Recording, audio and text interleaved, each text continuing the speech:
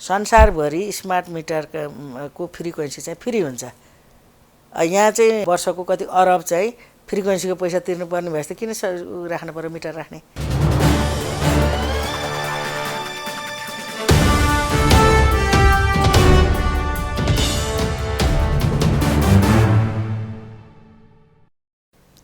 नमस्कार, यो अन्तर्वार्ता अनि म अरुणदेव जोशी। अन्तर्वार्तामा हामी विभिन्न विषय सन्दर्भहरूमा कुराकानी गर्छौँ। आज चाहिँ हामी देशको विकास, देशलाई समृद्धितिर लानलाई एउटा महत्त्वपूर्ण क्षेत्र ऊर्जा क्षेत्रतिर सम्बन्धित भएर हामी कुराकानी गर्छौँ। आज हामीले ऊर्जा जलस्रोतको क्षेत्रमा देशले के गरिरहेको छ, के कति सम्भव छ, देश समृद्धिमा जानलाई सबैभन्दा उन्नत, सबैभन्दा राम्रो हाम्रो क्षेत्र भनेको ऊर्जा क्षेत्र नै हो। देशलाई चाहिँ विकसित मुलुक बनाउनमा ऊर्जा क्षेत्रको ठुलो हात छ भनिन्छ। यसै सन्दर्भमा के कस्तो काम भइरहेका छन्, के कस्ता सम्भावना छन्, यी आदि विषयहरूमा कुरा गर्न आज हामीसँग हुनुहुन्छ ऊर्जा जलस्रोत तथा सिँचाइ मन्त्री पम्फा भुसाल। मन्त्रीजी, स्वागत छ यहाँलाई। अब ऊर्जा मन्त्रालय सम्हाल्न आउनु भएको छ, धेरै लामो समय त भएको छैन, तर तपाईँले यो आज ठिक्क 5 महिना भयो। 5 महिना भयो 5 महिना भयो 5 महिना भनेको एउटा ठिकै समय चाहिँ हो काम। त्यो बिचमा तपाईँको अलि चर्चित कामहरू चाहिँ सबभन्दा पहिले त कुलमान घिसिङको नियुक्ति नै सुरुमै गर्न, त्यो पनि एकदम आम पब्लिकको चासोको विषय थियो।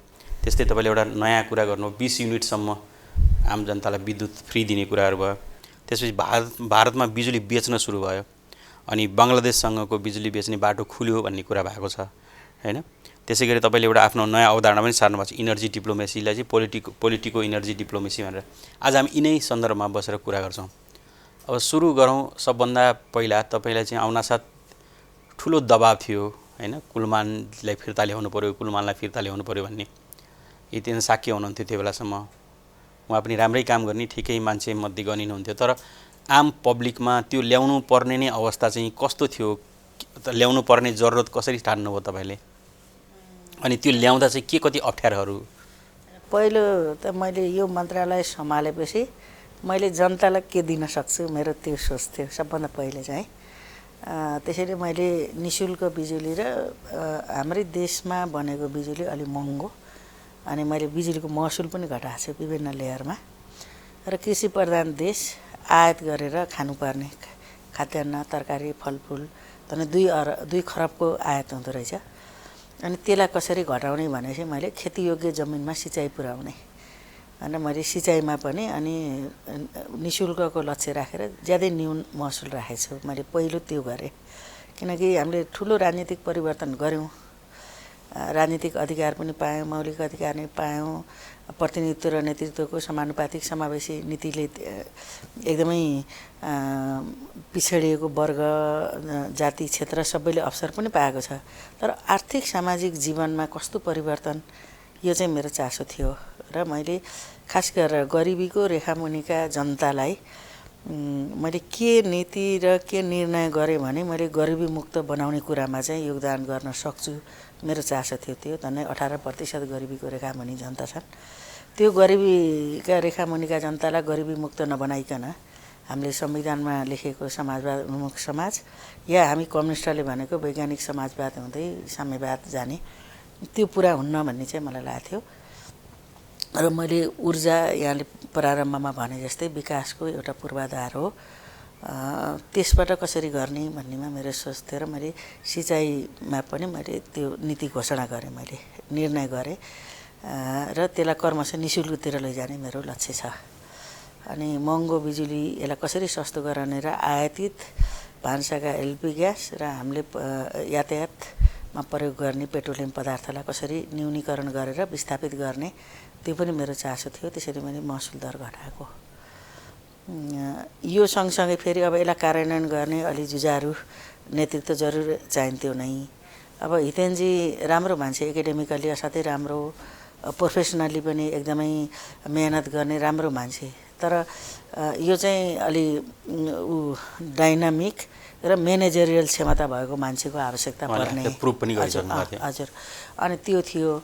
अनि त्यसले चाहिँ कस्तो हुन्थ्यो नि, मलाई बधाई र शुभकामना भन्ने 50,000 मान्छेको अनि के भन्दैन बधाई शुभकामना कुलमान ल्याऊ उहाँहरूलाई चाहिँ अलि पूर्व कामको सायद एउटा प्रभाव थियो किनकि हामी अँध्यारोमा बसेका मान्छेले उज्यालो मात्रै हुन पाउँदाखेरि पनि हामी उत्सव महोत्सव मनाउने सेलिब्रिटीका रूपमा कुलमानज्यू स्थापित हुने कुरासित सम्बन्धित थियो उहाँहरूको बढी चासो उहाँले त्यो बेला गर्नुभएको काम त नेपालको इतिहासको सबैभन्दा हुने काम थियो एकदमै त्यसो भएर 18 घण्टाको लोड सेडिङबाट त्यसलाई चाहिँ पब्लिकले ज्यादै राम्रो सकारात्मक रूपले ग्रहण गरेको रूपमा मैले बुझेँ सँगसँगै अब उज्यालो त भएको छ तर अब हामीले फेरि ऊर्जा खपत बढाउनु पर्ने छ क्रमशः हाम्रो त्यो चाहिँ तपाईँको पब्लिक सेन्टिमेन्टकै कारण मुख्य थियो कि होइन पब्लिकलाई पनि मैले हेर्ने भएँ म जनताको मतद्वारा यहाँ पुगेको मान्छेले मैले जनआवाज पनि हेर्ने भएँ त्यो 50% हो तर मेरो लागि 50% फेरि भित्रको म्यानेजरियल रोल र कमान्ड गर्ने कुरा थियो त्यो पनि मेरो लागि थियो हितेनजी राम्रो हुनुहुन्थ्यो तर उहाँ आफू खट्न सक्ने तर अरूलाई चलाउन नसक्ने लिडरसिप भनेको के हो भने आफूले अरूलाई चलाउन सक्ने क्षमता हो त्यो लिडरसिपको क्षमता तर अहिले फेरि तपाईँ आउनुभएको यस्तो अवस्था भएको छ कि जुन बेला चाहिँ नेपालको लोड सेडिङ एकदमै सिद्धियो भने अहिले पनि सिद्धियो भने तर झ्याप्प बत्ती गइरहेर आम जनतालाई चाहिँ असर परिरहेको अनि कुलमानलाई ल्याउनु भने त्यो दबाब पनि थियो त्यो हुँदा पनि फेरिएन भनेर अहिले फेरि लगातार तब त त्यो यो अहिले आउनुमा चाहिँ फेरि त्यहाँ कुलमानजी आएर या नआएर पनि हुने कुरा थियो यो तर त्यहाँ चाहिँ खास गरेर लिडरसिपको कुरा थियो किनकि अब निजी क्षेत्र र सरकारीको गरेर खरबौँको बजेट मतलब त्यहाँ लगानी छ अब 2000 प्लस मेगावाट बिजुली आएको छ 8000 भन्दा बढी मतलब यहाँ उत्पादनको लाइसेन्स लिएको अवस्था छ अनि देशभित्रको खपतको स्थिति हामीले जतिसुकै गर्दाखेरि पनि अहिले 2100 मेगावाट आउँदाखेरि पनि हाम्रो चुहाट भएर जाने जस्तो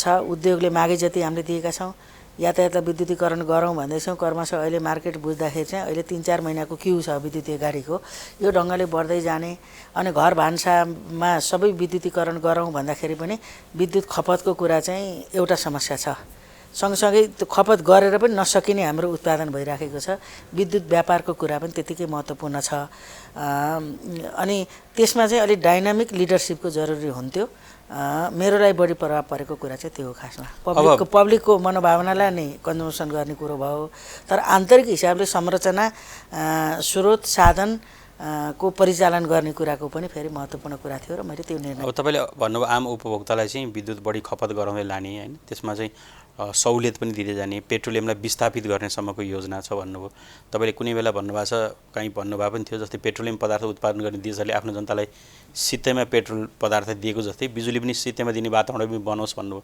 त्योतर्फ के कसरी काम गर्दै हुन्छ यो निश्चितै रूपमा हामी केही वर्षपछि हामी नेपाली जनताले खपत गर्ने र अझै एउटा आधारको जनतालाई चाहिँ हामी निःशुल्क बिजुली दिन सक्ने स्थितिमा हुन्छ दुईटा यसको आधार छ एउटा हाम्रो यो विद्युतको उत्पादनको 30 वर्षमा चाहिँ राज्यलाई जस्ताको तस्तै फर्काउनुपर्छ त्यति बेला लागत मूल्य अपरेसनल कस्ट माथि लाग्छ राज्यलाई 1 रुपैयाँ युनिट बिजुली आउँछ हामीले चाहिँ मतलब डोमेस्टिक इन्डस्ट्रियल कृषि सिँचाइ आदि दिनेको अर्को फरक रेट छ त्यति बेला हामी सक्छौँ दोस्रो चाहिँ फेरि हामी अहिले विद्युत व्यापारको कुरा चाहिँ एकातिर उत्पादन गरेर पनि हामी विद्युत बिक्रीको स्थितिमा पुगेका छौँ अर्कोतिर जलविद्युत उत्पादन गरेर सिधै निर्यात गर्ने कम्पनीहरूलाई पनि हामीले दिएका छौँ जस्तो अरुण थर्ड लोअर अरुण या अप्पर कर्णाली जस्ता चाहिँ विद्युत उत्पादन गर्ने अनि सिधै बिक्री गर्न पनि उतै लैजाने उसमा दिएछौँ हामीले त्यहाँ हामीले फ्री इनर्जी पाइरहेछौँ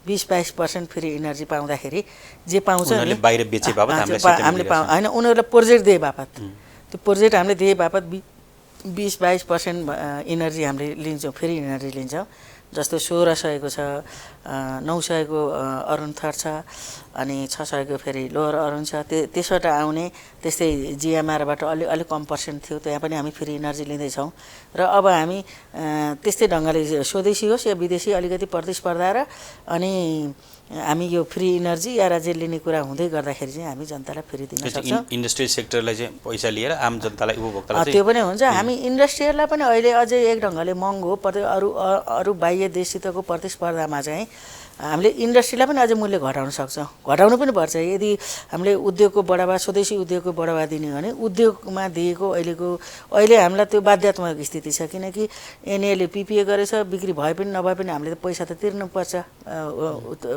डेभलपरहरूलाई त्यसो भएपछि हामीले फेरि बिजुलीको एउटा रेटमा त बेच्नै पर्यो, उद्योगलाई पनि डोमेस्टिकलाई पनि, अथवा यो भेहिकल अथवा कृषि सिँचाइ जता पनि त दिनु त पर्यो। तर एउटा बेला यस्तो मतलब आउँदै गर्छ कि राज्यले फ्री पाएको इनर्जी अनि राज्यले 30 वर्षमा जस्ताको तस्तै मतलब जब आयोजना पाउँछ, अपरेसनल कस्ट खर्च गरे हुन्छ, अलिकति लाग्छ। म अध्ययन गर्दैछु ठ्याक्कै यो 1-2 वर्षमै त भइहाल्दिन। यो फेरि यो म अहिले भर्खर 1-2 वर्ष 3-4 वर्ष भन्ने कुरो त भएन, तर केही वर्षमा चाहिँ हामी चाहिँ निःशुल्क दिने स्थितिमा हुन्छौँ, दिनुपर्छ। अहिले चाहिँ 20 युनिटसम्म निःशुल्क दिने सुरुवात गरिसक्नु। हजुर, त्यसलाई चाहिँ कति मान्छे लाभान्वित भएको, कहाँ टार्गेट छ? त्यो चाहिँ 20 युनिट भन्दा कम बाल्ने चाहिँ हामी कहाँ 50 लाख प्लस परिवारले चाहिँ बिजुलीको कनेक्सनमा छ। 26 लाख प्लस मान्छेले चाहिँ 20 युनिट भन्दा कम बाल्नुहुन्छ। त्यो भनेको धन्नै 1 करोड 30 लाख हो। धन्नै 33-34% मान्छेले चाहिँ त्यतिमा बाल्नुहुन्छ। त्यसो गर्दा यो पहिलो राहत हो। अनि हामीले यसलाई क्रमशः बढाएर लिएर जाने र अहिले उहाँहरूले बत्ती, एउटा टिभी अनि मोबाइल चार्ज यतिमा उहाँहरू खपत गर्न सक्नुहुन्छ। तर हामी अलि बढिदियौँ भने त उहाँहरूले घर भान्सा अरू कृषि उत्पादनका कामहरू आदि। तर हाम्रो यो यस्ता नीतिहरू चाहिँ बन्ने तर लागू नहुने, आम जनतालाई यसको अवेरनेस नहुने जस्ता अवस्थाहरू हुन्छ नि। जस्तै 20 युनिटसम्म चाहिँ फ्री छ भन्दाखेरि आम जनताले थाहा नपाएर पनि तिरिरहेका छन् भन्ने कुरा होइन। यो फेरि हाम्रो कस्तो भने मैले निर्णय गरेको चाहिँ साउन 27 गते हो, तर यो हाम्रो फेरि प्रोसिडरमा चाहिँ हाम्रो विद्युत महसुल नियमन आयोग छ, उसले कार्तिकमा गएर निर्णय गरिदियो, उसको सहमति चाहिन्छ। मङ्सिर 1 गते लागू भयो। मैले भर्खर एउटा जिल्लाको सिडिओ साहब भेटेँ, अनि एकदमै राम्रो छ जिल्लामा भने के उहाँको कामले राम्रो भन्नु कि मेरो भन्ने सोचेँ। भरे के रहेछ त 20 युनिट पाएपछि चाहिँ गाउँको जनता चाहिँ असाध्यै खुसी हुनुहुन्छ, असाध्यै सन्तुष्ट हुनुहुन्छ भनेर रिपोर्ट गर्नुभएको। लागू नभएर जनताले चाहिँ नपाएको हुन्छ। तर अहिले मङ्सिर 1 गते लागू भयो। अबको बिलमा चाहिँ केवल सर्भिस चार्ज उहाँहरूको 30 रुपियाँ कति हुन्छ त्यो तिर्नुपर्छ, महसुल चाहिँ तिर्नु पर्दैन। मैले घटाएको महसुल हो, किनकि अझै हाम्रो मिटर रिडिङ गर्न जानुपर्छ। फेरि उहाँहरू 20 बाल्नु कि बढी बाल्नु कि कम बाल्नु त्यो त गर्न, त्यो सर्भिस चार्ज चाहिँ ल्याएको छ। तर म एकदमै ढुक्कसित भन्न सक्ने के हो भने हामी केही वर्षमा चाहिँ हामी नेपाली जनतालाई चाहिँ यो 20 युनिटबाट 200 युनिट अनि क्रमशः चाहिए जतिको दिन सक्ने गरेर यो राष्ट्रको स्रोत हो, प्राकृतिक स्रोत हो। राज्यले धेरै कुरा हामीले मौलिक अधिकारका कुरा संविधानमा मात्रै लेखेनौँ, कानुन बनायौँ, प्र्याक्टिसमा गइरहेछौँ। अहिले सामाजिक सुरक्षा भत्तादेखि स्वास्थ्य शिक्षा जस्ता विषयहरू, आवासका कुरा, अहिले भर्खरै हामीले भूमिहीनहरूले जग्गा पाउनुहोस् भनेर भूमि आयोग बनाएको छौँ। त्यसरी हाम्रो संविधान अथवा हाम्रो राज्य प्रणाली राइट बेसिस हो। त्यसैले ऊर्जा त झन् आफ्नै देशको स्रोत हो, जलस्रोत, त्यसबाट पैदा भएको जलविद्युत चाहिँ दिन सकिन्छ। तर अब ऊर्जा आफ्नो जनतालाई उपभोग गर्न दिने भन्ने एउटा कुरा हो। त्यो सँगै अब ऊर्जासँग सधैँ जोडिएको कुरा ऊर्जाको व्यापार सधैँ भनिन्छ। त मैले भने फेरि व्यापारको कुरा एकदमै महत्त्वपूर्ण छ। मैले लामो समयदेखि भनिन्छ हामी धेरै छ, हामीसँग धेरै छ, हामी व्यापार गर्न छौँ, यसैले गर्दा हाम्रो देश समृद्ध हुनसक्छ। अब अहिले नै भर्खरै एक्चुअली पहिलो पटक इन्डियालाई बेचिएको छ होइन? हजुर, भर्खर सुरु भएको छ। तर हामी चाहिँ फेरि यो ऊर्जा व्यापारको क्वान्टिटी बढाउने गरेर चाहिँ ऊ छ, हाम्रो तयारीमा छौँ हामी। छलफल निष्कर्ष नआउँदै केही कुरा पनि देखिन्न। हाम्रो चाहिँ अहिले धन्नै 41,000 मेगावाटभन्दा बढी चाहिँ एकदमै सम्भाव्य अध्ययन गरेर भएको क्षमता छ। मैले भनेको जनताले यो घरेलु उद्योग, यातायात, कृषि, सिँचाइ सबैतिर प्रयोग गरे पनि नेपालीलाई चाहिने भनेको यो सबै अहिलेको यातायातको साधनहरू पनि सबै विद्युतीकरण हुने, हामीले भनेका रेल, मोनोरेल, मेट्रो रेल सबै चिज सार्वजनिक यातायातमा सबै गर्दाखेरि पनि हाम्रो चाहिँ धेरै हजार खपत हुन्न मैले अहिलेको स्टडी हेर्दा। त्यसो भएपछि के हो भन्दाखेरि हामीले त्यो हामीसित बढी हुन्छ नै खपतको कुरामा फेरि आउँला। जस्तै अब त्यसो गर्दाखेरि होइन, बङ्गलादेशसँग पनि त्यसो गर्दाखेरि हाम्रो के हो भने विद्युत व्यापार हामीले गर्नै पर्छ। अब इन्डियामा सुरु भयो, अब 1000 माइलको यात्रा पनि एक पाइलाटा हुन्छ भन्छन्। त्यसो गर्दा अहिले 39 भने 40, 45, 48 यस्तै गइरहेछ। त्यो पनि राम्रो कुरा हो, सकारात्मक कुरा हो। त्यसपछि अब हामी पाइला बढाउँदै 1000 माइलै पुगौँला। अब बङ्गलादेशको हाम्रो पहिले नै मेरो पूर्ववर्ती मन्त्री वर्षमान पुञ्जीकै पाला नै एमओयू त भएको छ। तर बिजुली भनेको चाहिँ हिजो महाकाली गर्दाखेरि सेटेलाइटबाट बेच्छौँ भन्ने चिज त होइन यो, होइन? त्यसो भएपछि यसले त एकदमै उसबाट जाने हो, ट्रान्समिसन लाइनबाटै जाने हो। त्यसको चाहिँ अब बिचमा हाम्रो छिमेकी देश भारत छ। त्यसो भएर यो त्रिदेशीय सहमतिबाट अथवा भारतको सहमतिबाट मात्रै यो सम्भव हुने कुरा हो। हामीले आफ्नै ट्रान्समिसन लाइन बनाउँछौँ भने 21 किलोमिटरमा हामीले ट्रान्समिसन लाउने एउटा सहमति हुनुपर्छ। त्यसको कुनै सम्भावना देखिन्छ? अनि मैले बुझ्दा त्योभन्दा चाहिँ हामीले यहाँबाट क्रस बोर्डर ट्रान्समिसनबाट कहीँ पनि क्रस बोर्डर ट्रान्समिसन लाइनबाट इन्डिया जोड्ने, अनि फेरि उसमा इन्डियाबाट बङ्गलादेश जोड्ने र त्यो ट्रान्समिसन लाइनको चाहिँ व्हिलिङ चार्ज भन्ने हुन्छ, त्यो तिर्ने गरेर सम्भव भएको कुरा मेरो अध्ययनले मैले प्राप्त गरेको छु। त्यसो भए दुईटा ट्रान्समिसन लाइनको ऊ पनि भइरहेछ के अरे काम पनि होइन, हेटौँडा इनरुवा हेटौँडा सिलगढी भन्ने के अरे सिलगढीसम्म जोड्ने गरेर। तर अहिले चाहिँ ऊ हेटौँडा ढल्केबार इनरुवाको भएको छ। अब इनरुवादेखि उता पूर्णियातिर जाने गरेर एउटा हुन्छ, अनि एउटा चाहिँ हाम्रो बन्न लागेको चाहिँ लम्की 2G अनि दुधधारा नि भन्छ त्यसलाई, त्यो गरेर बरेली कैलालीको गरेर एउटा उसको चाहिँ स्टडी भइरहेछ। लम्कीसम्म पुग्दै पनि छ। यो हाम्रो भेरी कोरिडोर र कर्णाली कोरिडोर र भेरी कोरिडोरलाई केन्द्रित गरेर अनि सेती समेत त्यहाँ उसबाट लम्कीबाट भएर बरेली जाने एउटा हाम्रो पहिल्यै सहमति भइसकेको छ। अर्को चाहिँ न्यू बुटोल गोरखपुर गण्डकी कोरिडोर को आदि सबै गरेर जाने गरेर त्यो चाहिँ अहिले मैले मन्त्रालय सम्हालेपछि हामीले जोइन्ट कम्पनी खडा गर्नलाई निर्णय गर्यौँ र हाम्रो विद्युत प्राधिकरणको MD भारत गएर जोइन्ट कम्पनी खडा गरेको छ। न्यू बुटोलदेखि गोरखपुर बनाउने त्यो जोइन्ट बनाउने हामीले 50-50 को लगानीमा बनाउने।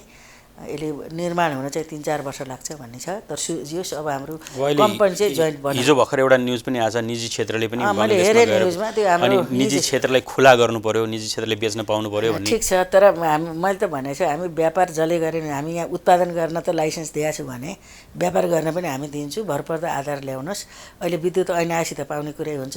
विद्युत ऐन दर्तामाथि छ, सदनमा अब्स्ट्याकल छ, त्यो कारणले ढिलो भयो भने पनि हामी जस्तो एउटा अहिले विद्युत व्यापार गर्न पाउने भएको चाहिँ NEA अन्तर्गत सरकारका अरू निकायको समेत साझेदारीमा को हाम्रो कम्पनी छ, विद्युत व्यापार कम्पनी, त्यो मार्फत दिन खोजेको कम्पनी मार्फत इन्डिभिजुअली गर्न चाहिँ अहिलेसम्म अनि त्यसपछि हामीले निजीलाई अझै दिए छैनौँ। तर तपाईँहरू भरपर्दो आधार ल्याउनुहोस्, हामी दिन्छौँ भनेको छौँ। अब बङ्गलादेशसित सहमति गरे पनि हामीले हवाईजहाजबाट पठाउने कुरो पनि होइन, सेटेलाइटबाट पठाउने कुरो पनि होइन, त्यसले चाहिँ भूमि नै खोज्छ। त्यो भूमिको कुरा चाहिँ बङ्गलादेश र हामी मात्रै बसेर चाहिँ हल हुन्न, त्यसमा भारतको हामीलाई सहयोग चाहिन्छ, सहमति चाहिन्छ। त्यसो गर्दा त्रिदेशीय चाहिन्छ। बङ्गलादेशले त उत्पादनमा नै सहभागी हुने भनेर हाम्रो सुनकोशी 3मा मतलब MOU भएको छ। हाम्रो एउटा भारतसँग प्रस्ताव पनि छ के त्रिदेशीय अनि त्यसलाई चाहिँ त्रिदेशीय गर्दाखेरि हामीलाई सजिलो, अथवा यो 2 देशीय भए पनि फेरि त्यहाँ विद्युत व्यापार गर्ने सहजता र मार्ग प्रशस्त त भारतै गरिदिनुपर्छ। त्यसो भयो भने एकदम राम्रो कुरा हो। हामीलाई अहिले तत्काल बिजुली व्यापार गर्न सक्ने एउटा भारत हो, एउटा चाहिँ बङ्गलादेशै हो अहिलेको स्थितिमा। अब हामीसित क्रस बोर्डर एग्रिमेन्ट चाहिँ चीनसित पनि भएको छ, केरुङबाट बनाउने भन्ने पनि भएको छ, अलिकति ढिलो पनि भएको छ।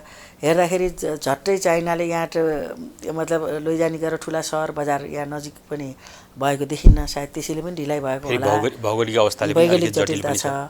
अनि उहाँहरूको फेरि मानव बस्तीको कुरा पनि भयो। त्यो ढङ्गले गर्दाखेरि एउटा चाहिँ हाम्रो क्रस बोर्डर एग्रिमेन्ट त भएको नै छ, तर एउटा चाहिँ केरुङ हुँदै गर्ने ऊ पनि त्यसले ढिलो गतिमा चाहिँ त्यति भने जस्तो गति ल्याएन। त्यसैले अहिले व्यापारको कुरा गर्दा भारतै हो र भारतसहित बङ्गलादेश हो। अहिले अब मुख्य व्यापार भारतै भनिरहँदाखेरि हामीले अब अहिले हामीले जुन अप्पर तामाकोसीको पनि भारतलाई दिन खोजिरहेको छौँ, त्यो सम्झौता हुन सकिरहेको छैन होइन। हामीले चाहिँ उसले भारतको एउटा सधैँ एउटा ऊ छ कि विदेशी लगानी, आफ्नो लगानी भएको छिमेकी देशको हाम्रो पनि लगानी भएको मैले किन्छु भन्ने। हामीले यसमा चाहिँ विदेशी लगानी होइन हाम्रै लगानी हो भनेर भनिरहँदा पनि 3टा आयोजनाहरू छ, अझसम्म सम्झौता हुन सकेको छैन। त्यही हामी छलफलमा छौँ, यसले पनि निष्कर्ष निकाल्ला भन्ने कुरा चाहिँ म आशावादी छु। एउटा त विद्युत जस्तो कुरो, पानीबाट बिजुली निस्किने कुरो जेसुकै लगानी भए पनि हुनुपर्ने कुरा हो। तर आफ्ना देशका राष्ट्रिय सरकारका विषयले नमिल्ने विषय भयो भने उहाँहरूका कन्सर्न भएका चासो भएका देश बाहेकको हामी यहाँ धेरै एजेन्सीको फाइनेन्स छ र तामाकोसी लगायत मर्स्याङ्दी या भोटेकोसी ती चाहिँ हाम्रै आफ्नै स्रोतबाट बनेका कुरा छन् भनेको तर भारतले अहिले तत्काल मान्न तयार भइरहेको छैन, मनाउन हामी सकिरहेको छैन। होइन, छलफलमा छौँ हामी, मानेको छैन भन्दैन, हामी छलफलमा छौँ, लिन्न चाहिँ भने होइन। तर अब कतिपय विज्ञहरूले के भन्छन् भने भारतको चाहिँ हामीसँग बिजुली लिने भारतको नीति नै होइन, भारत चाहिँ बिजुली निर्यात गर्न चाहन्छ होइन। अब उसको जडी क्षमता 3,82,000 छ, त्योमध्ये उसको खपतै 1,50,000 मेगावाट हो। त्यो सरप्लसमा रहेको बिजुली बेच्ने उसको नीति हो। हाम्रो चाहिँ जुन भारतलाई बेच्छु भन्ने नीति छ त्यो नीति नै सही छैन भन्ने पनि एउटा होइन, बिल्कुल होइन। भारतको के हो भन्दाखेरि अहिले उहाँहरूले कोइलाले बिजुली निकाल्नुहुन्छ, जो हामीलाई दिने बिजुली पनि कोइलाकै हो। त्यसो गर्दाखेरि उहाँहरूको एकदमै महँगो छ अनि पर्यावरणीय हिसाबले त्यो एकदमै नकारात्मक प्रभाव पार्ने छ। अहिले भर्खरै COP26 को सम्मेलनमा गएर उहाँहरूले पनि कमिट गरेर आउनुभएको छ। त्यो ढङ्गले चाहिँ हुन्न। हाम्रो आयोग त हामी यो वर्षलाई हो, त्यसपछि त हामी आत्मनिर्भर हुन्छौँ। अहिले हामीले 150 सम्म हुनसक्छ भनेर हामी गरेछौँ, सहमति गरेछौँ। अर्को हाम्रो पाइपलाइनमा भएका आयोजना आउँदै गर्दाखेरि चाहिँ आउने वर्ष चाहिँ हामीलाई सायद नपर्ला, किनकि हिउँदमा 150 हुने गरेर आउला। अब भारतको निर्यातसँग हामीसँग एउटा अलिकति अमिल्दो कुरा चाहिँ के पनि छ भने जुन पैसामा भारतले हामीलाई बिजुली बेचिरहेछ त्योभन्दा धेरै कममा हामीलाई लिन चाहिरहेछ हामीबाट होइन। त्यसले गर्दा पनि त्यस्तो होइन, लिने यहाँ रेटको कुराले लिने नदिने कुरो होइन। म अहिले यति मात्रै भनौँ, रेटको कुराको विवाद छैन, किनकि 4-5 रुपियाँ आइसी भनेको हामीले यहाँ अरूलाई दिए जस्तै हो। एउटा रेटको कुरा होइन। अब त्यसमा बहस भएर घटी बढी भएको भए त हामीले पनि पुनर्विचार गर्थ्यौँ होला, रेटको यता पिपिए गर्दा पनि गर्थ्यौँ, अनि उता यो त्यसै खेर जाने भन्दा हामीले एउटा ढङ्गले पनि गर्थ्यौँ। त्यो रेटको कुराको बारे चाहिँ होइन हाम्रो। त्यहाँ कस्तो छ भने हाम्रो यहाँको सेयर मार्केट जस्तो 15-15 मिनटको रेट हुन्छ, कुनै बेला एकदम 30-32 नि पुग्छ, कुनै बेला 2-3-4 पनि जान्छ, यो ढङ्गको। त्यसरी हामीलाई घाटाको चाहिँ छैन। त्यो चाहिँ त्यो प्रतिस्पर्धी बजारमा जाने आर्थिक हिसाबले चाहिँ हामीलाई होइन। अहिले हामीले बिहार र उत्तर प्रदेशसँग पनि छुट्टै कुराकानी गरिरहेका छौँ होइन। हाम्रो त पहिले ल्याउने लैजाने छ। अहिले होलमै हामीले एउटा ऊर्जा व्यापारको एउटा समग्र, चाहे स्टेट लिनुहोस्, सङ्घले नदिइकन त स्टेटको कहीँ पनि हुन्न। अनि यहाँ अलिअलि कुरा आउँदाखेरि निजीबाट हुन्छ भन्नुहुन्छ, त राज्यको नीति नभइकन लिने नलिने निजीको नै अर्थ हुन्न। त्यही पनि हामीले निजीलाई ल्याउनुहोस् न त। त्यस्तो भयो भने कहिलेकाहीँ निजीले नि प्रभाव पार्न सक्ला पोलिटिकल लिडरसिपलाई। त्यसो गऱ्यो भने हामी हुन्छ पनि भनेको छौँ। म चाहिँ अहिले अरू भन्दिनँ, उहाँहरूको आवश्यकता उहाँहरूसित भएको कोइलाको या सोलरको भन्दा हाइड्रो भनेको धेरै मतलब क्लिन इनर्जी हो। उहाँहरूको चाहिँ इनर्जी विस्थापित गर्न खोजेको आधारमा हाम्रो इनर्जीको बजार छ, विस्थापित आवश्यकता मिक्स सबै ढङ्गले, अनि हाम्रो सस्तो सबै ढङ्गले चाहिँ मैले उहाँहरूको आवश्यकता छ भन्ने कुरै बुझिन्छ भेटघाट छलफलमा पनि। र त्यसलाई हामीले अगाडि बढाउनै पर्छ। प्रसारण लाइनहरूको कुरा छन् अहिले, जुन चाहिँ 132 kVA का प्रसारण लाइनहरू छ, त्यसबाटै हामी ल्याउने लाने गरिरहेछौँ अहिले होइन। पहिला त मतलब 11 kV सम्म थियो, 33 थियो, अहिले हामी 120 कोमा छौँ। त्यो चाहिँ थोरै स्टेट बिहारका केही युपी या उत्तराखण्डको। अब चाहिँ हामी क्रस बोर्डर ट्रान्समिसन लाइन भनेर जो एउटा विद्युत व्यापारतिर जान खोजिरहेको छौँ, त्यहाँ जाँदाखेरि हाम्रो 400 kV हुने चाहिँ एउटा पुरा भयो। अब एउटा न्यू बुटोल गोरखपुर बन्दैछ, अर्को चरणमा चाहिँ अब त्यो लम्की दोइची बरेली बन्छ, कुनै चरण चाहिँ अब टनकपुर उता हाम्रो जो छ त्यो ढङ्गले यदि पश्चिममा हाम्रो जलविद्युत बढी उत्पादन भयो भने एउटा त्यता पनि जान सक्ला। एउटा चाहिँ अब सँगै हाम्रो सरकारलाई चाहिँ आम जनताको तर्फबाट एउटा आरोप लाग्ने गरेको छ लगातार, किन हामीलाई उपभोग गर्न विद्युत छैन। जस्तै अस्ति कर्णालीबाट सांसद आउनुभयो होइन, तपाईँहरूकै पार्टीको सांसद, उहाँ कुलमान के विद्युत प्राधिकरणमा जानुभयो, कुलमान घिसिङसँग भेट पनि भयो। उहाँले चाहिँ सिधै कुरा गर्नु चाहिँ हामीलाई आफूलाई प्रयोग गर्न विद्युत छैन, हाम्रो सरकार विद्युत बेच्ने कुरा गर्छ, हामीले कहिले विद्युत बाल्न पाउने भन्ने कुराहरू गर्नुहुन्छ। पहिले नै यो विद्युत वितरण भनेको धेरै पहिलाको तयारी हो, तर मैले मन्त्रालय सम्हालेपछि नै जुम्लामा बिजुली जोडिएको छ। अब अलिअलि पोलिटिकल गेन गर्ने कुरो पनि होला होइन, किनकि 11 kV को त त्यहाँ गइसकेछ, 120 kV को प्रसारण लाइन पनि त्यहाँ बन्दैछ। अनि तपाईँले एकछिन सस्तो पाउनुभयो ल त्यो सिधै दियो भने तपाईँ केमा प्रयोग गर्नुहुन्छ तपाईँसित अरू केही छैन बत्ती बाल्न राति चाहिँ हुनुपर्छ तपाईँले बढी नै बाल्नु हो भने कति वाटको बाल्नु होला त्यो खपतको कुरा र विद्युत व्यापारको कुरा चाहिँ बिल्कुल असम्बन्धित कुरा हो हामी जनतालाई चाहिने त्यो डोमेस्टिक प्रयोजनको त जति पनि दिन सक्छौँ अहिले हाम्रो कति % जनतामा विद्युत पुगेको छ अहिले 91+ पुगिसक्यो हजुर पुगेछ अनि बाँकीलाई चाहिँ 23 भित्र भनेको अबको धनी 2 वर्षभित्र 1.5-2 वर्षमा पुर्याउने उ छ जहाँनिर हामी सेन्ट्रल ग्रिड पुर्याउन सक्दैनौँ त्यहाँ वैकल्पिक ऊर्जाको व्यवस्थापनद्वारा पनि जनताको घरमा उज्यालो चाहिँ पुर्याउने कति गाउँहरूका जनताहरूको एउटा गुनासो के छ भने बत्ती त आयो पुर्याइदिएछ तर त्यसले उज्यालै देखिँदैन एउटा भैरवरियाले लेख्नु पनि भएको थियो मेरो घरमा बत्ती छ कि छैन टुकी बालेर हेर्नुपर्छ भनेर उहाँले व्यङ्ग्य पहिला होला त्यो थियो कुनै बेला 4 वाटको सिएफएल बालेर उज्यालो बनाएर उत्सव मनाएको नि त हो हामीले थिएन हामीसित अब अहिले आयो तामाकोसी सहितका सबै आउँदाखेरि हामीसित पर्याप्त छ अनि अब हिजो बिजुलीलाई त्यही थोरै वाटकोला भनेर बनाएका संरचना छन् त्यसको क्षमता विस्तार गर्ने विकास गर्ने कुरा र गुणस्थिरता बनाउने कुरा हो अहिले हामीले छलफल गऱ्यौँ अस्ति मैले विद्युत प्राधिकरणको लिडरसिपले बसेर छलफल गरेँ अब त्यसको क्षमता वृद्धि गर्ने भनेको चाहिँ अब ट्रान्समिसन लाइनको ट्रान्सफर्मरहरू परिवर्तन गर्ने उच्च क्षमताको राखिदिने अनि फेजहरू छ भने त्यसको फेजको गुणस्तर बढाइदिने हो कति दिनमा सक्छौँ भनेपछि 4-5 दिन भन्ने भयो त्यसो भए हामी बोलौँ 7 दिनमा हामी दिन्छौँ भनेर अनि कसले 3 फेजमा लैजानुहुन्छ आउनुहोस् नजिकको विद्युत अफिसमा जानुहोस् 7 दिनमा त्यो अफिसले गर्छ गरेन उहाँहरूले यहाँ हाम्रो यता रिपोर्ट गर्न सकिहाल्नुहुन्छ त्यसपछि ट्रान्सफर्मरको क्षमता थोरै छ भने अथवा एउटाले पुगेको छैन अथवा त्यसको क्षमताले पुगेको छैन भने हामी 7 दिनमा राखिदिन्छौँ अहिले बडो सुखद कुरो के छ भने ट्रान्सफर्मरले टेन्डर गर्ने अनि एकदम ल्याउनु पर्ने हुन्थ्यो अहिले नेपालमै बन्ने र यो पालाको बिडमा चाहिँ नेपाली कम्पनीले नै पाएको छ हजुर निक कम्पनी रहेछ त्यसले छ त्यसो भएपछि त हामी जति पनि पुर्याउन सक्छौँ यसो गर्दा के हो भने हिजो एउटा अवस्थामा बनाएका संरचनाको अहिले क्वालिटी विकास गर्ने कुरा हो क्षमता विकास गर्ने कुरा हो त्यसको लागि चाहिँ हामी तयार गुनासो गरिरहेका कर्णालीका जस्ता जनताहरूलाई चाहिँ अब के भन्नुहुन्छ त्यहाँ बनिरहेछ 11 केबीको पुगिसक्यो जुम्ला उहाँहरूले त्यस्तै बाजा बजाएरै स्वागत गर्नुभएको थियो अब चाहिँ के हो भने अब क्षमता वृद्धिको कुरा हो त्यहाँ 120 केबीको जान्छ अहिले जुम्लाको आवश्यकता त 11 केबीले पुग्छ त्यहाँ होल जिल्ला विद्युतीकरण गर्ने कुरा टेन्डरमा गएको छ बन्दैछ बरु उहाँहरूले चाहिँ ठेकेदारलाई दबाब दिए हुन्थ्यो अलिअलि त राजनीतिक फाइदा लिने कुरा पनि होला अब चुनाव नजिक आउँदैछ गएपछि कसले ल्यायो त भन्दाखेरि यो गरेको थियौँ त्यो गरेको थियौँको कुरा पनि होला स्वाभाविक हिसाबले गर्छ बरु हामीले पुर्याउन नसकेको त मुगु र हुम्ला छ त्यो मुगु हुम्ला पुर्याउनेमा पनि फेरि लागिरहेको छ सरकार विद्युत उहाँहरूले समग्र कर्णाली भनेर कुरा गर्नुभएको छ अन्तत अब छ पनि अब त्यही फेरि अहिले कस्तो एउटा सुखद कुरा चाहिँ सबभन्दा धेरै अब अहिले हाम्रो बनेका आयोजनाहरू पूर्वी नेपाल धेरै छन् सुदूरपूर्व तर अहिले फेरि अब सबभन्दा बढी क्षमता भएको चाहिँ पश्चिम नेपाल त्यसमा पनि कर्णाली सबभन्दा बढी छ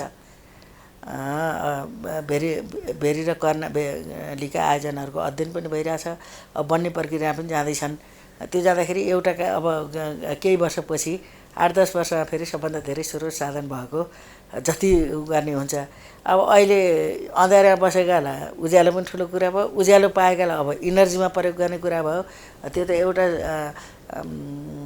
मतलब यो विकासको पनि त एउटा प्रक्रिया हो त्यही ढङ्गले अब हामीसँग अब भनिरहेको छौँ हामी विद्युत बढी हुँदैछ हामी खपत गर्नु पऱ्यो विद्युत खपत गर्नु पऱ्यो त्यसको लागि उद्योग लगाउनु पऱ्यो त्यसको लागि चाहिँ अब पूर्वाधारहरू पनि विद्युत मैत्री बनाउनु पऱ्यो अब पूर्वाधारहरू विद्युत मैत्री बनाउने कुरामा चाहिँ कहिलेकाहीँ के एउटा ऊ पनि छ जुन चाहिँ विशेष गरी यातायात क्षेत्रको हाम्रो चाहिँ यातायात क्षेत्रमा अहिले विद्यमान जुन चाहिँ यातायात प्रणाली त्यसलाई चाहिँ विद्युतमा कन्भर्ट गर्ने सक्ने एउटा पोलिसी छैन त्यो पोलिसी सरकारले बनायो भने चाहिँ अहिले भइरहेको साझा यातायातले पनि कुरा गरिरहेको छ बेला बेलामा त्यो अहिलेको डिजल या पेट्रोलले चल्नेहरूलाई चाहिँ विद्युतमा कन्भर्ट गर्ने एउटा पोलिसी भयो भने त्यो पनि सजिलो त्यस विषयमा केही काम भइरहेको छ टेक्नोलोजी चाहिँ छ है मैले बुझेको कुरा तर अब यो भौतिक तथा यातायात मन्त्रालय फेरि मेरोभन्दा अलिक फरक मन्त्रालय थियो तर हामी छलफल गर्छौँ अब त्यो अहिले भएको डिजल पेट्रोलकोलाई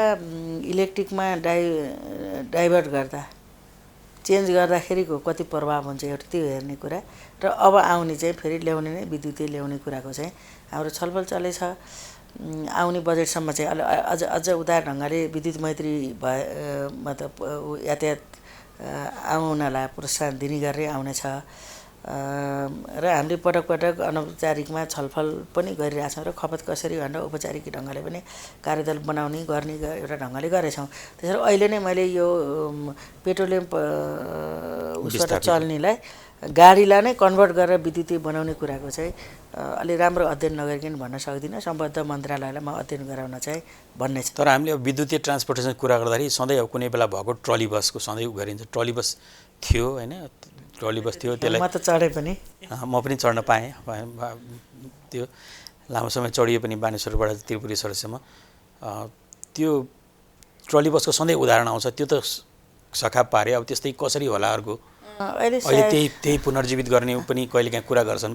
त्यो चाहिँ अब यातायात मन्त्रालयले सोच्ने कुरा भयो। तर मैले भन्दा के भने विद्युतीय सार्वजनिक यातायात चलाउँ, बसै चलायो भने जस्तो बसै चलाए पनि हुन्छ नि, ट्रली नै भन्ने त किन चाहियो र बस पनि विद्युतीय चलाएपछि त बसै चलाए पनि हुन्छ। एकदम लहरा गरेर हामी सबै अन्डरग्राउन्ड विद्युतीकरण गर्दैछौँ, त्यहाँबाट फेरि अझ लहरामाथि लहरा गरेर फेरि हिजोकैमा फर्किनुपर्छ भन्ने त छैन। तर के भने हाम्रा यातायात चाहिँ अब विद्युतीय यातायात हुनुपर्छ। त्यसो भएर नेपाल सरकारले नै पैसा दिएर साझालाई तिमीले खरिद गरेर ल्याऊ भनेको झन् 2 वर्ष भयो। उहाँहरूले यो डिसेम्बरसम्ममा चाहिँ उसमा 4वटा जति ल्याउँछौँ, मार्चमा पुग्दाखेरि चाहिँ 50वटा ल्याउँछौँ भन्नुभएको छ। बजेटको 50% पनि खर्च भएन, अरू बाँकी छ।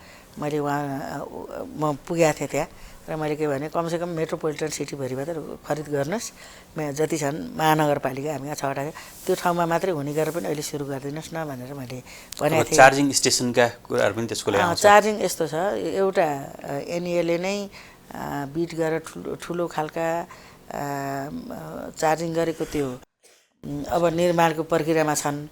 तर हामी चाहिँ फेरि निजी क्षेत्रले मागेको ठाउँमा चार्जिङ स्टेसन राखिदिने, उहाँहरूले राख्नुहोस्, हामीले सहमति दिने, लाइन जोडिदिने, त्यो कुरालाई पनि खुल्ला गरेका छौँ। इभन एउटा व्यक्तिले कार किन्नुहुन्छ भने घरमै तपाईँ चार्जिङ स्टेसन राख्नुहोस्, हामी त्यो पनि दिने।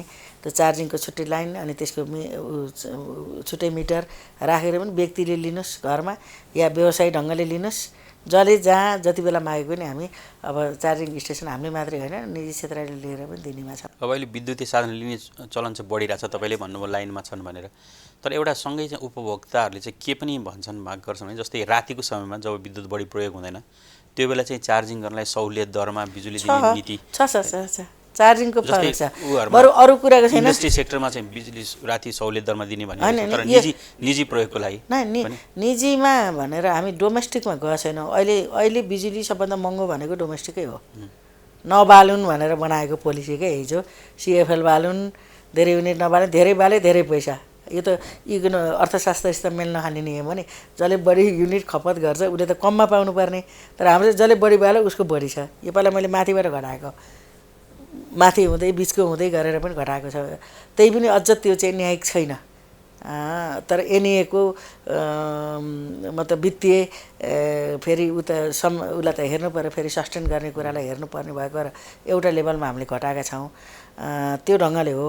तर यो चार्जिङको चाहिँ फेरि राति गऱ्यो भने फरक ढङ्गको मिटर पनि छुट्टै छ, त्यसको मापन पनि हुने गरेर रातिको चाहिँ सस्तो छ। डोमेस्टिकलाई पनि हुन्छ त्यो डोमेस्टिकलाई छैन अहिले चाहिँ उसलाई मात्रै छ। त्यो माग चाहिँ डोमेस्टिक कन्जम्सनै कम भयो भने चाहिँ रातिको समय चार्ज गर्थे कि मान्छेले या मोटर चलाउनेदेखि लिएर पानी त्यो चाहिँ हाम्रो त्यसको लागि चाहिँ अरू केही पूर्वाधार पनि हामीले तयार गर्न चाहिँ हामी दिन सक्छौँ। रातिमा खेर जाने पनि रातिमा, दिउँसोमा होइन। अनि त्यो चाहिँ हामी यहाँ स्मार्टफोन मिटरको छलफल गरिरहेछौँ। तर अचम्म कस्तो भएको छ भने हाम्रो निम्ति हाम्रै सरकारका केही मन्त्रालय चाहिँ बाधक बनिराखेका छन्। संसारभरि स्मार्ट मिटरको फ्रिक्वेन्सी चाहिँ फ्री हुन्छ।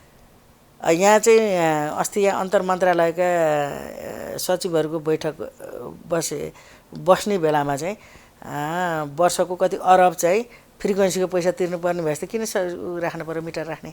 अनि त्यो ढङ्गको भएपछि त कुनै कति अरब वार्षिक तिर्नु पऱ्यो, त्यसै त के राख्न सकिन्छ र भनेर अस्ति एमडी र सचिवले मसित कुरा गर्नुभएको थियो। अनि अहिले हामी एकचोटि फेरि प्रधानमन्त्रीसहित बसेर छलफल गरौँला। यो त संसारभरि फ्री हुने कुरा। यसले फेरि स्मार्ट मिटरले त्यो दिउँसो कति राति चलाउने रातिको त्यसमा रेकर्ड हुने भयो, दिउँसो चलाउनेको दिउँसोको हुन्छ।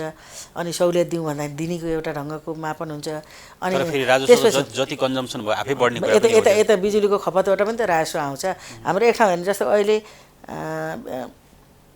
विद्युतीय यो गाडीमा पनि पेट्रोलियम जस्तै ल्याउने महसुल थियो नि त, अझ कहिले त बढी। किन भन्दा राजस्व आउँछ भन्ने सोच। तर त्यो विद्युतीय गाडी आएर यहाँ विद्युतको खपत गर्दाखेरि फेरि विद्युतले तिर्ने राजस्वबाट पनि त त्यो असुली हुन्छ नि।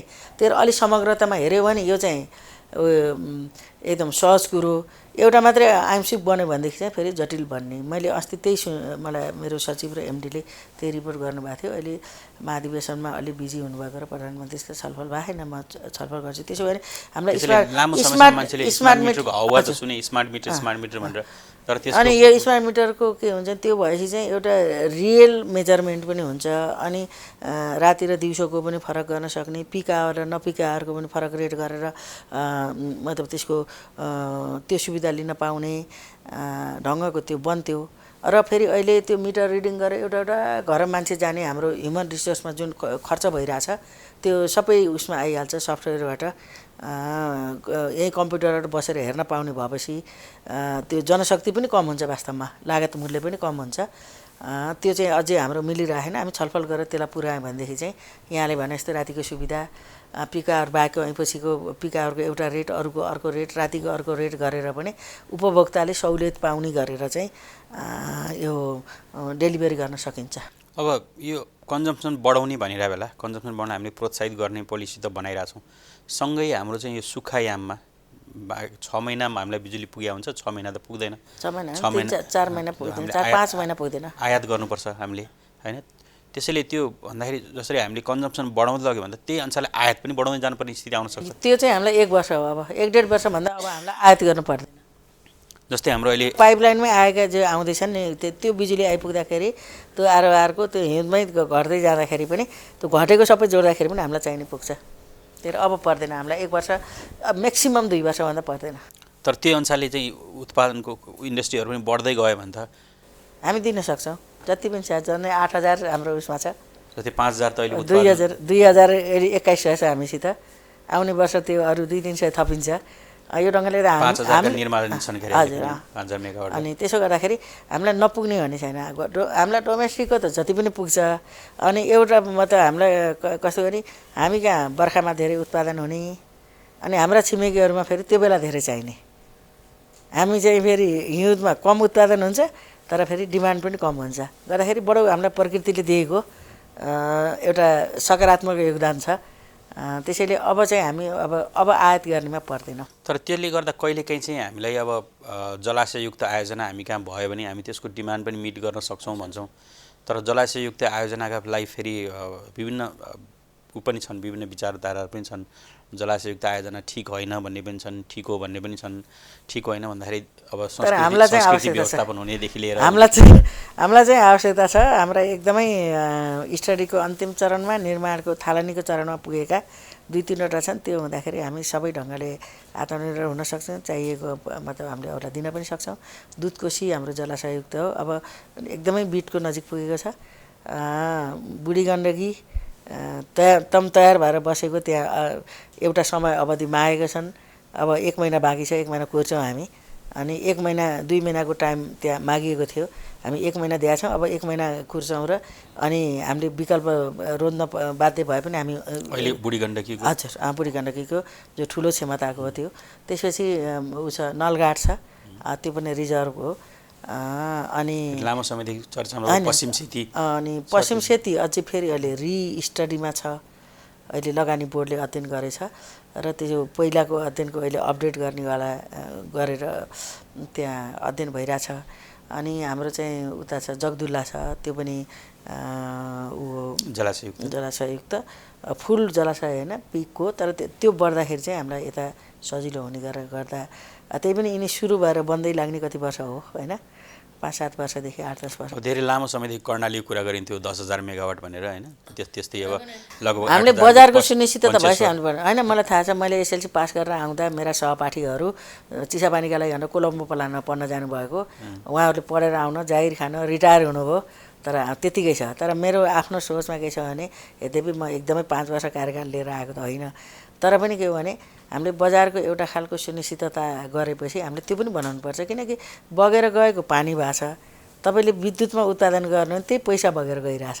त्यसो भएर हामीले सबै जलविद्युत आयोजना सम्भव भएका सबै बनाउनुपर्छ, तर हामीले बजारको सुनिश्चितता भएर बनाउने हो। त्यसो भए 3 वर्षदेखि पिपिए रोकिया छ। अब त्योसँगै अब स्रोतमाथि स्थानीयको अधिकारको कुरा पनि जुन तपाईँले पनि लामो समयदेखि कुरा उठाउँदै आउनुभयो, सबैभन्दा हामीले चाहिँ अहिले अप्ठ्यारो भइरहेछ स्रोतमाथिको स्थानीय एउटा सेयर भन्दैछौँ छौँ हामीले होइन, त्यो स्थानीयलाई सेयर दिने भन्ने त छ, तर पनि अब स्रोतसँगै विभिन्न कुराहरू आउलान् त्यहाँका होइन, सामाजिक उत्तरदायित्वका कार्यक्रम पनि छन्, रोजगारको कुरा पनि हुन्छ, त्यसपछि त्यो थात थलोबाट विस्थापित हुँदाखेरि चाहिँ पुनर्स्थापनाको कुरा हुन्छ, त्यो संस्कृति मासिँदाखेरि संस्कृतिलाई जगेर्ना गराउने कुरा थियो, पुनर्स्थापित गर्नुपर्छ। मतलब त्यो त फेरि के हो भने सबै चिज मतलब विनाश गर्ने चाहिँ विकास होइन, फेरि सबै चिजको ती कुराहरूमा जनताहरू त्यति आश्वस्त नभइसकेका हरेक त्यो हामीले जानेर त्यो आयोजना गरेछौँ। त्यहाँ त कुनै समस्या छैन। मैले बुढी गण्डकीको हेरेँ, मैले त्यहाँ पुनर्स्थापनाको लागि जग्गा अधिग्रहण गर्ने पुनर्स्थापनाको योजना छ। मैले त्यहाँको आयोजना फर्मुला चाहिँ अलि धेरै जग्गा अधिग्रहण गर्नुहोस्, त्यसपछि जसको अधिग्रहण गरेछ उहाँहरूले पनि पाउनु पर्यो, जो विस्थापित हुनुहुन्छ उहाँहरूले पनि पाउनु पर्यो। त्यसपछि त्यो अहिलेको फेवाभन्दा 15-20 गुणा ठुलो बनियो, त्यहाँ बाँध बनियो भनेछ। त्यो धेरै एउटा कृषि, माछा, पर्यटकीय सबै ढङ्गले सिँचाइ सबै ढङ्गले त्यो बहुद्देश्य बन्छ। त्यसो गर्दाखेरि चाहिँ त्यो ठुलो सहर, नयाँ सहरका रूपमा पनि त्यहाँ विकास हुन्छ। त्यो ढङ्गले गर्नुहोस्। जस्तै एउटा इन्डियामा पनि टिरी बाँधको सधैँ त्यसलाई चाहिँ अलिकति नकारात्मक रूपमा उसमा हेरिन्छ होइन, त्यहाँको चाहिँ टिरीमा त्यो ठुलो सहर पुरै डुब्यो त्यहाँ होइन। हाम्रो त कस्तो भने फेरि बुढी गण्डकीको सबै चिज चाहिँ जग्गा अधिग्रहण गरेर सक्यो। राज्यको 40-45 अरब चाहिँ उहाँहरूको मुआवजा दिने, क्षतिपूर्ति दिने गरेर सबै सकेर अब पुनर्स्थापनाको लागि पनि जग्गा अधिग्रहण गरेर रोका राखेको छ। अब अधिग्रहणको प्रक्रियामा जाने गरेर जस्तै यो पञ्चेश्वरको कुरामा त हामी गरिरहेछौँ, तर बढी विरोध त्यसमा भारतीय क्षेत्रबाटै छ होला। तर हामी फेरि के भने पञ्चेश्वर बनेको 25 वर्ष भइसक्यो, त्यसो त्यसलाई अलिक छिटो गर्नुपर्छ भन्ने छ मेरो त। अलिक छिटो गरौँ, बनाऊ।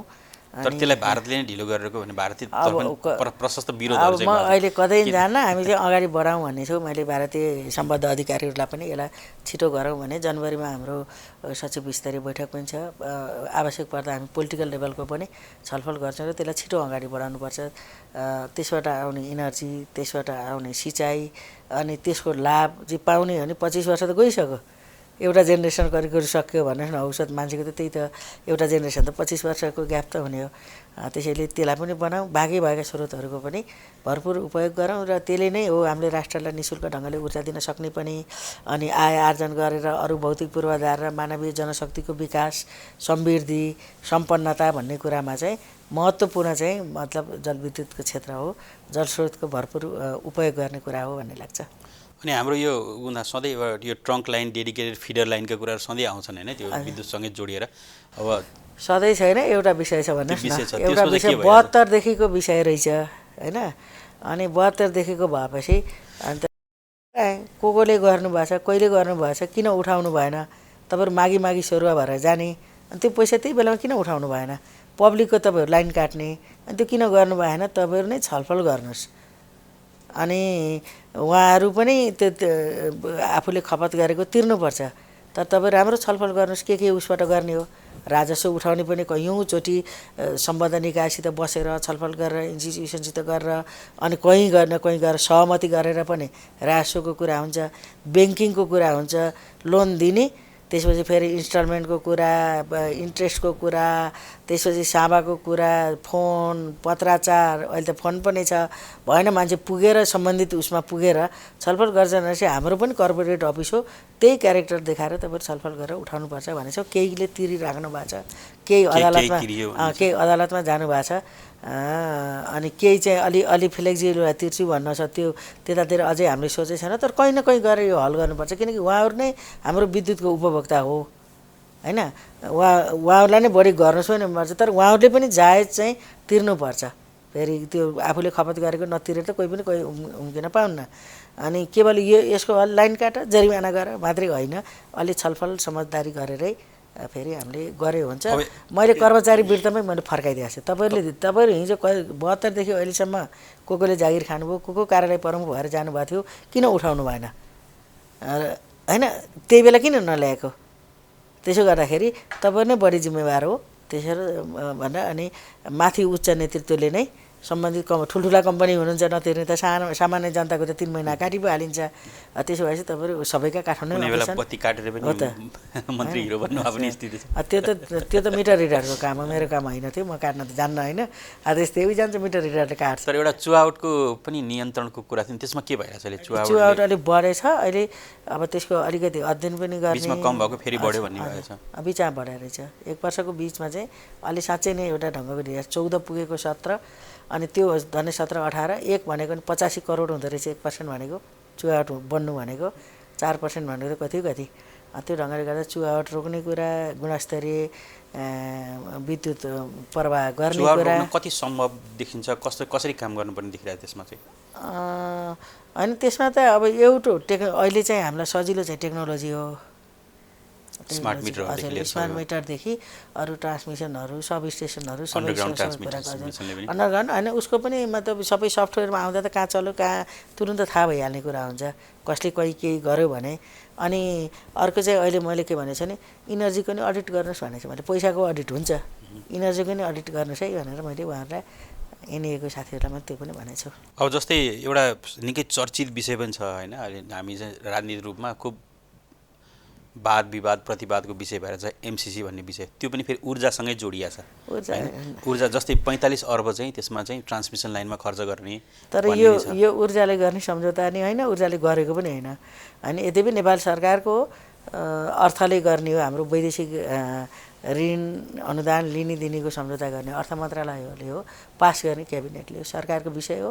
हामी कहाँ चाहिँ एकदमै ठुलो राजनीतिक विषय बनेको छ र यो राजनीतिक दलको मात्रै आम जनताको विषय बनेको छ। त्यही भएर राजनीतिक सहमति, आम राष्ट्रिय सहमति पछि मात्रै राष्ट्रको हितमा हुने गरेर मतलब लिनै हुन्न भन्ने त कुरो भएन। लिन हुन्छ हामी ऋण त ल्याएछ भनेपछि अनुदान किन नलिने? तर के हो भन्दाखेरि त्यो चाहिँ अरू सहयोग अरू अनुदान जस्तै हुनुपर्छ र जनता स्पष्ट हुनुपर्छ। राजनीतिक रूपमा चाहिँ सबै दलको सहमति पर्छ। जस्तै ऊर्जा क्षेत्रको लागि 45 अर्ब ऊर्जामै अन्तर्देशीय प्रसारण निर्माणमै खर्च गर्ने भनेर जुन चाहिँ त्यो सम्झौतामै क्याटेगोरी लेखिएको छ, त्यो चाहिँ कति आवश्यक छ या त्यो नै चाहिन्छ या त्यो नभए पनि हामी अन्य स्रोतहरू छन्? के भने हामीलाई यो उसको ट्रान्समिसन लाइनको लागि हो, ट्रान्समिसन लाइन चाहिएको छ, पूर्व पश्चिम पनि चाहिएको छ, उत्तर दक्षिण पनि चाहिएको छ, हामी बनाइरहेछौँ। अनि अन्तर्देशीयको कुरा त मतलब बोर्डर लसी उता लाने कुरा हो, त्यो लिए पनि नलिए पनि हामीलाई अन्तर्देशीय चाहिन्छ। एमसिसी नभए पनि हामी विद्युत व्यापार गर्ने भनेपछि त अन्तर्देशीय लाइन बनाउने कुरा हो। उत्तरतिर पनि हामीले सम्झौता गरेका छौँ, दक्षिणतिर सम्झौता मात्रै होइन, हाम्रो एउटा पुरा भइसक्यो, अर्को बन्ने प्रक्रियामा छ। त्यो पाटो भयो, संरचना चाहिएको छ, अन्तर्देशीय नै बनाउनु परेछ। तर फेरि के भने तपाईँले विद्युततिरको जानुभयो भने त्यो धेरै हुन्छ नि, त्यतिले जम्मै चिज हुन्छ भन्ने त होइन। तर लिइसकेको छ, लिने कुरो भयो। तर यो चाहिँ राष्ट्रिय राजनीतिक विषय बनेको छ, राजनीतिक सहमति, राष्ट्रिय सहमति बनेको छ। त्योभन्दा बढी चाहिँ आम जनताको विषय भएर चाहिँ त्यो मलाई थाहा छैन, म त्यसको एकदम अन्तर्निहित उसमा पसेको छैन। जनतामा आशंका छ, प्रश्न छ, किनकि हामीले धेरै ऋण अनुदान ल्याएछौँ, संसदबाट हामीले कुनै पनि पास गरेका छैनौँ। यसले प्रक्रियाले पनि मान्छेलाई आशङ्कित गरिदिएको छ। त्यसपछि फेरि त्यसमा अन्तर्निहितहरू के छन्, अब त्यो त सम्झौता गर्ने अर्थ मन्त्रालय हो, अब त्यहाँ अध्ययन पनि होला। हामीले हाम्रो राष्ट्रको हितमा हुने गरेर सहयोग पनि लिन्छौँ, ऋण पनि लिन्छौँ, अनुदान पनि लिन्छौँ। तर यो विषय चाहिँ सार्वजनिक बहसको विषय, जनस्तरसम्मको विषय भएको भएर राजनीतिक सहमति पनि चाहिन्छ, राष्ट्रिय सहमति पनि चाहिन्छ। त्यसपछि अब अन्तमा यो ऊर्जाको विषय भनेको एकदम आम जनतासँग जोडिने विषय होइन, त्यसमा विभिन्न खाले राहत पाएकोले अलिक खुसी पनि भएको छन् जनता। जस्तै नयाँ खाले तपाईँले विद्युत महसुल घटाउँदै जाने कुरा गर्नुभएको छ। अब तत्काल आम जनतालाई राहत महसुस हुने खालको त्यस्तो केही कार्यक्रम आउँदैछ कि के छ अहिले त्यस्तो कुनै? अहिले ठ्याक्कै अर्को कुनै घोषणा त हामी गर्दै छैनौँ त्यस्तो, किनकि त्यो हरेक महिना एकै वर्षमा धेरै चिज गर्ने भने जलविद्युत भनेको कुरा निर्माण अध्ययनबाट निर्माण सम्पन्न गर्ने त दशकौँ लाग्ने विषय हो हैन। त्यसैले त्यसको हाम्रो उत्पादन अनि त्यसको खपत अनि व्यापार त्यो सन्तुलनका बीचबाट अघि जाने कुरा भएकोर अहिले भर्खरै चाहिँ ठ्याक्कै हामी यो नयाँ गर्दैछौँ भन्ने चाहिँ छैन। तर जुन राहतको कार्यक्रममा ल्याउनु भएको छ प्राइस घटाउनु त्यो जारी रहन्छ। हजुर रहन्छ। त्यो त म अझै त्यो आर्थिक उसको स्टडी गरायो भने अझै डोमेस्टिक हाम्रो महँगो छ। यद्यपि उद्योगलाई पनि हामीले सस्तो दिन सक्यौँ भने उद्योगहरू फस्टाउने हो। उद्योग फस्टाउने भनेको चाहिँ रोजगार बढ्ने कुरा हो, लगानी बढ्ने कुरा हो, राष्ट्रले राजस्व पाउने कुरा हो, बन्नै पर्छ।